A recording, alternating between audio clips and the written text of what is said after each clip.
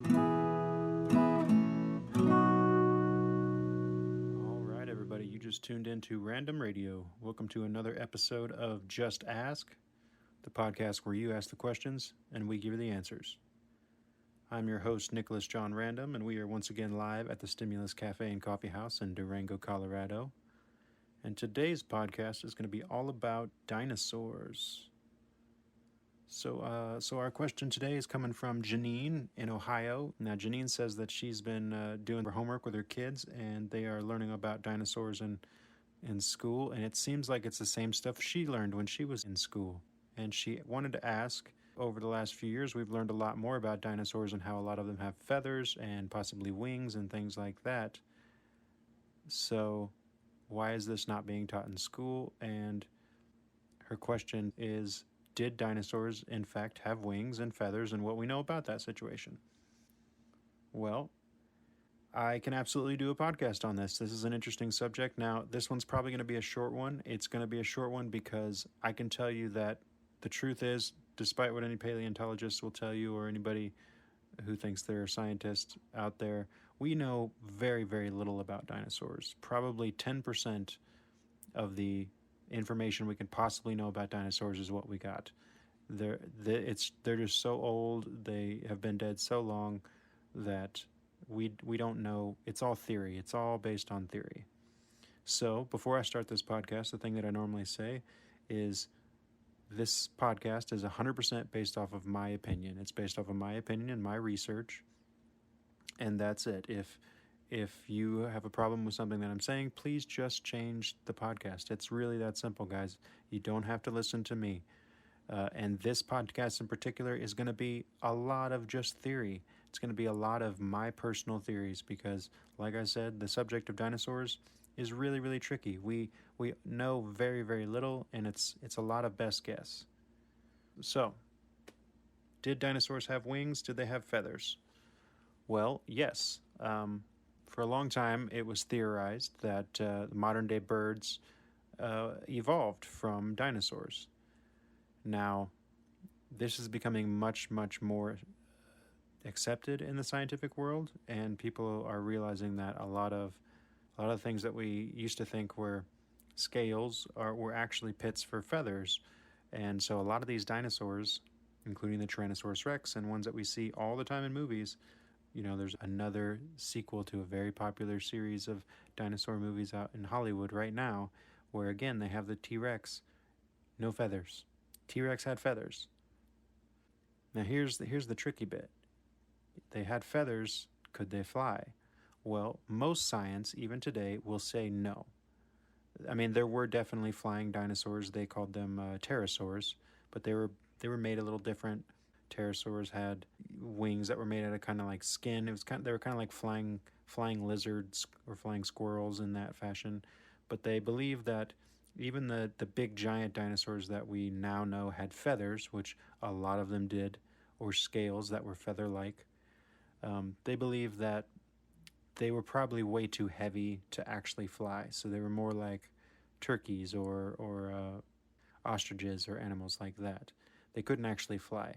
I don't necessarily believe that that's true. It's based off of a false assumption. And when it comes to the science of dinosaurs, there are a lot of false assumptions.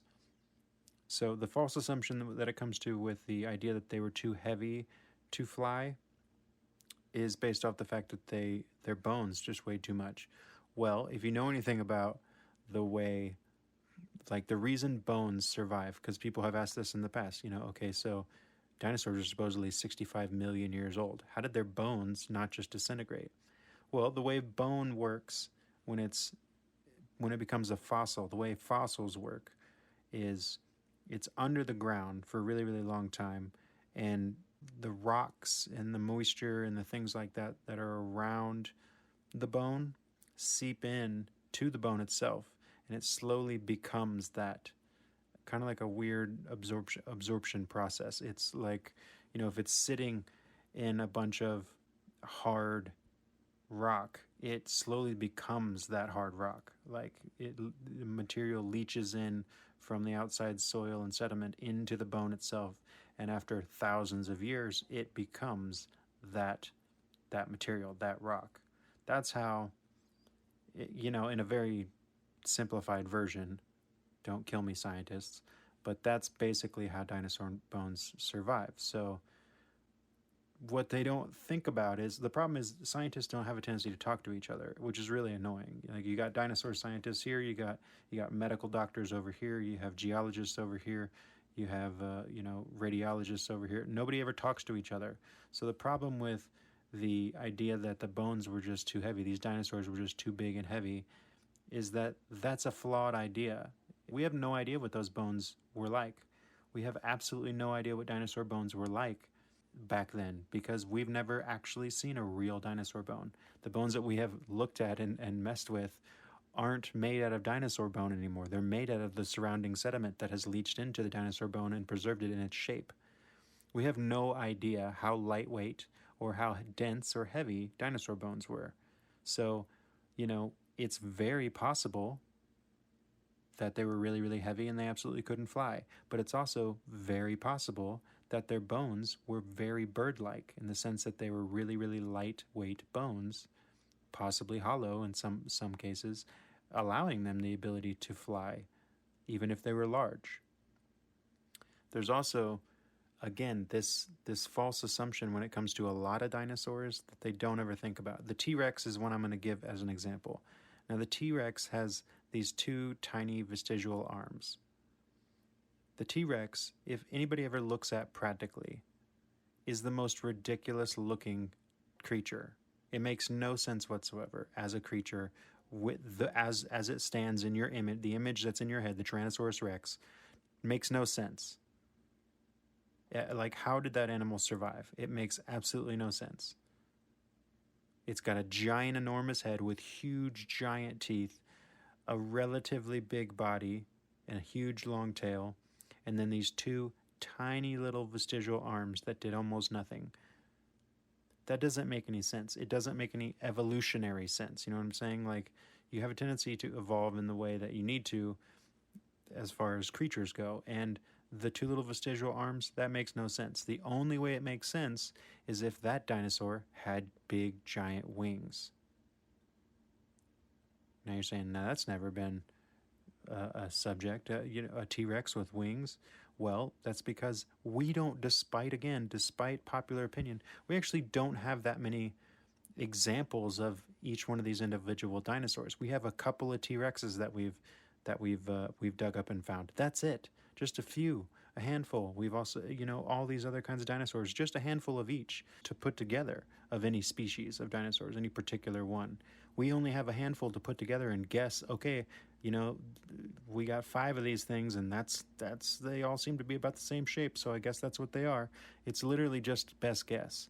So it's very possible, in my personal opinion, that the T-Rex might have had big giant wings, that they were just like the pterosaurs, made up of thin skin and very, very tiny hollow bones, as opposed to, big giant beefy muscular, with thick heavy scales like we imagine dinosaurs. We always imagine them as these big giant scaly heavy armored creatures, and I don't think they were like that. I think they were much more lizard somewhere in between lizard and bird, with scales that eventually evolved into feathers. So there was a big range. My point is, if a T-Rex has a giant wing set, then those vestigial arms make a lot more sense, because its actual arms would be its wings, and vestigial ones would be like a lot of birds have a vestigial claw that hangs down. It's not called a vestigial claw, but they have a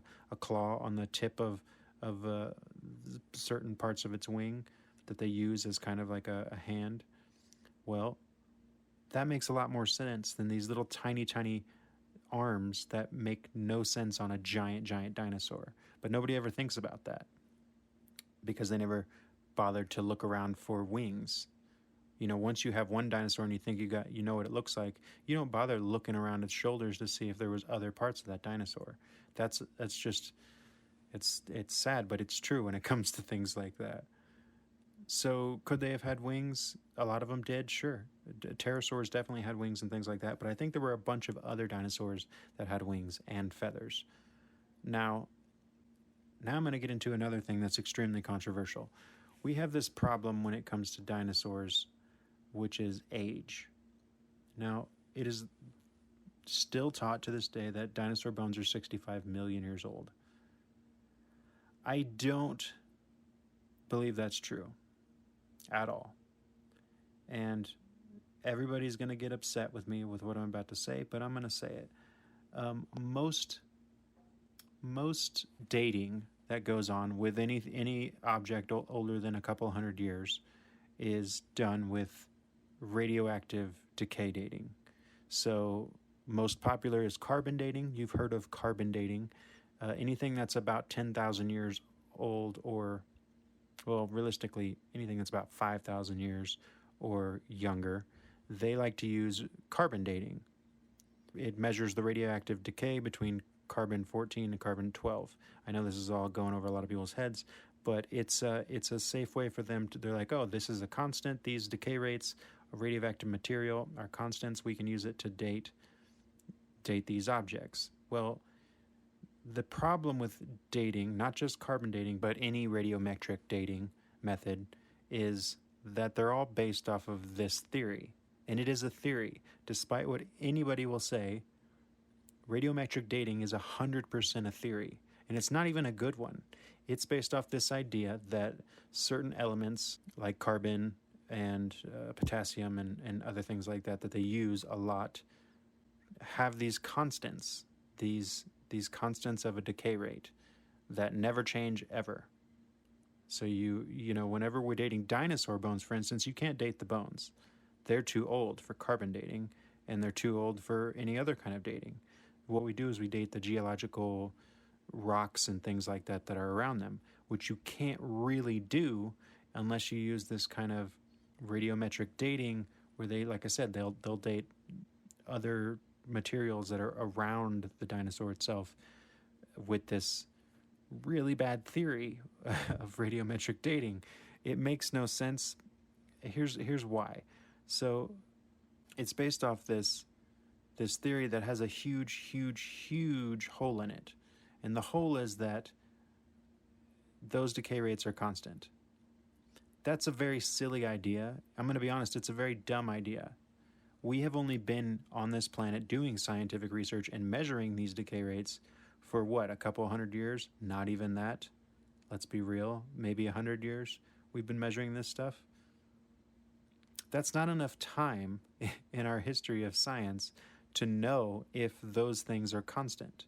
It's not even close to enough time, especially when it comes to things that are supposedly millions of years old. Because they're saying dinosaurs are 65 million years old, I'm going to use that number. That's saying they're telling you that in 65 million years, that decay rate never changed, ever. It was a constant. That's the silliest assumption ever. That's so silly, and science has a tendency to make these silly assumptions and sell them as facts when people don't remember that science, the idea behind science in general, all science is its best guess until the next best guess comes along. It's never supposed to be a fact. It's never supposed to be 100% true. And this theory is 100% ridiculous to pin all your hope on. If I had to guess, I would say that dinosaurs are definitely not 65 million years old. In fact, you know, maybe there was some dinosaurs 65 million years ago, but if I had to guess personally, I'd say they're a lot younger than that. Like, not millions of years old at all. I'd have to say they're probably just thousands of years old. Now, we're not talking 10,000 years ago. We're talking a little bit longer than that. But my point is, the reason I started talking about this is because we find all the time, all over the world, depictions of people that seem to be hanging out with things that look like dinosaurs, drawn on walls, drawn in art, sculptures, carved into stone. Then we also have all the legends all over the world in almost every single culture. We have legends of dragons or creatures that resemble dragons.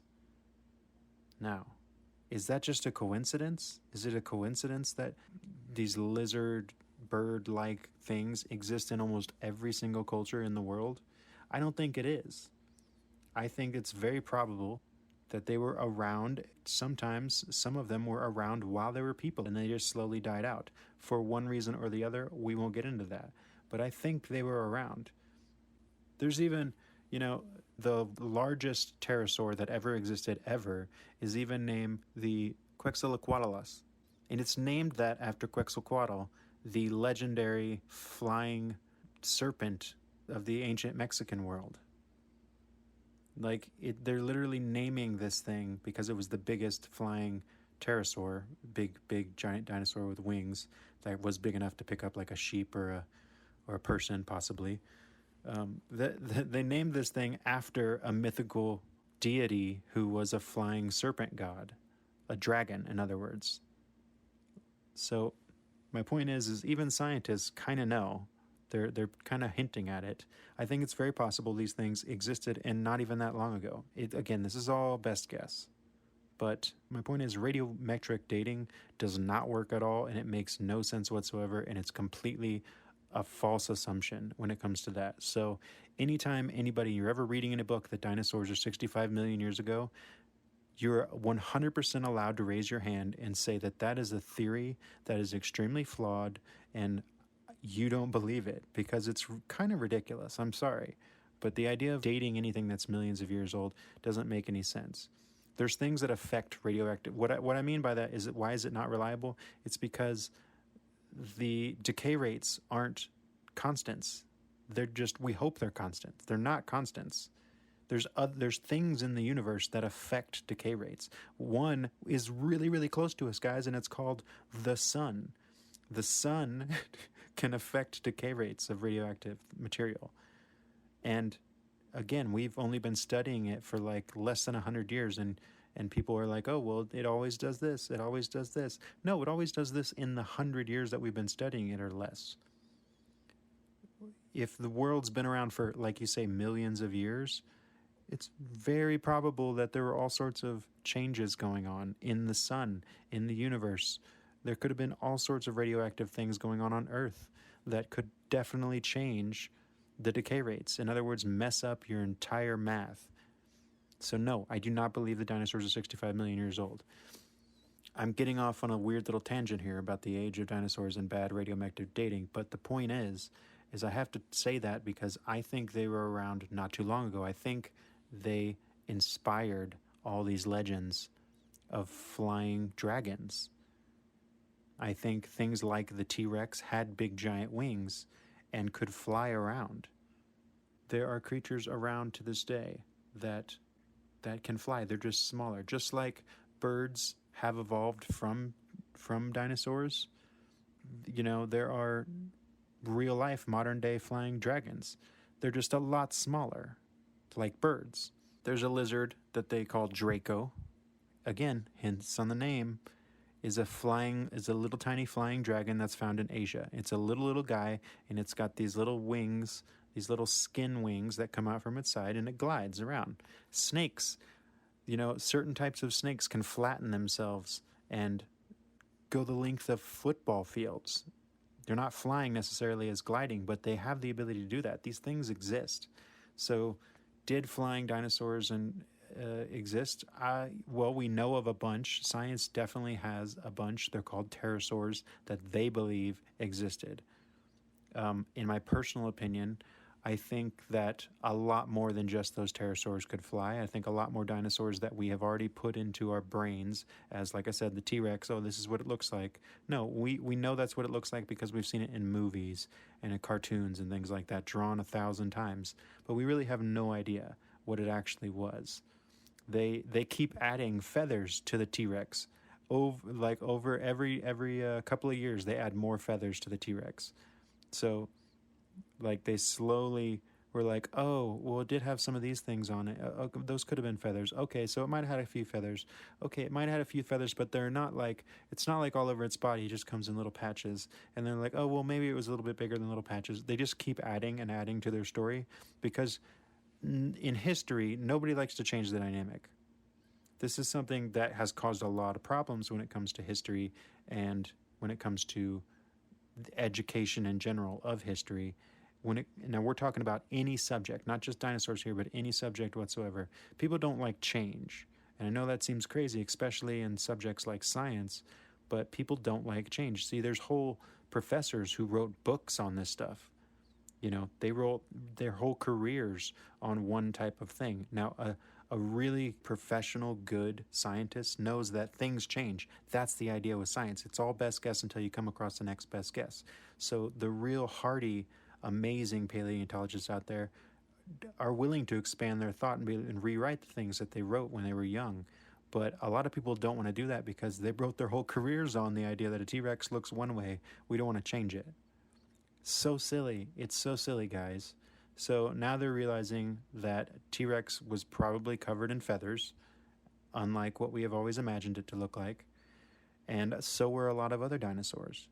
Dinosaurs were in this age and they existed for a lot longer, whether or not it was millions of years or thousands of years ago. They existed along a span of life that was a long time. So personally, I believe what happened was, as evolution was going on, we had these lizard-like creatures with scales, and the scales became more lightweight and slowly developed into feathers, and thick, hardy feathers, and then slowly lighter weight feathers, and then some of them gained the ability to fly, some of these creatures. But I think a lot of dinosaurs are covered in feathers. I think it's this weird transitional period for a creature where they were transitioning from like I said, lizard-like creatures to reptilian-like creatures to more bird-like creatures.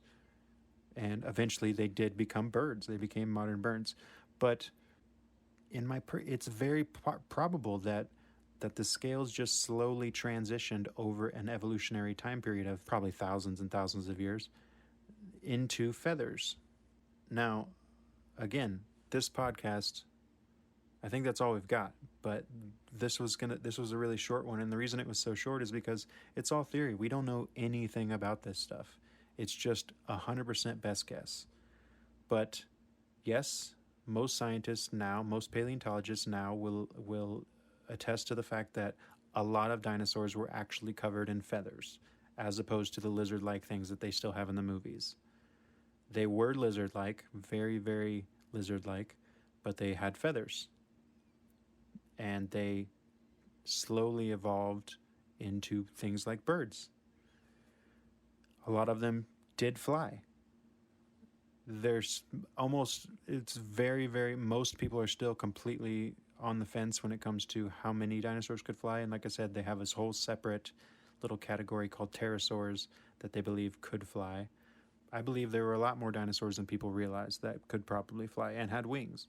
And I also believe that they were around, just thousands of years ago. Not millions, thousands of years ago.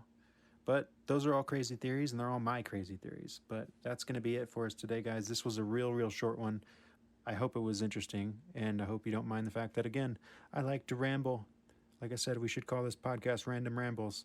But that's going to be it. So, once again, I've been your host, Nicholas John Random, and we have been live at the Stimulus Cafe and Coffee House in Durango, Colorado here. If you liked our podcast, click that like button down there at the bottom for us. You can head over and check us out on Facebook, Facebook at Random Radio Podcast. You can head over to our Patreon account if you want to become a supporter of the podcast, Patreon/Random Radio. And I hope you liked this little quick one. If you want to send me your own question, I love to answer questions. So send me any questions you guys have that you'd like me to do a podcast on at random@cafestimulus.com. You can send me questions in the comments down there. You can send me questions any way you can get them to me. Thank you for joining us here on this episode, and we will catch you next time, guys.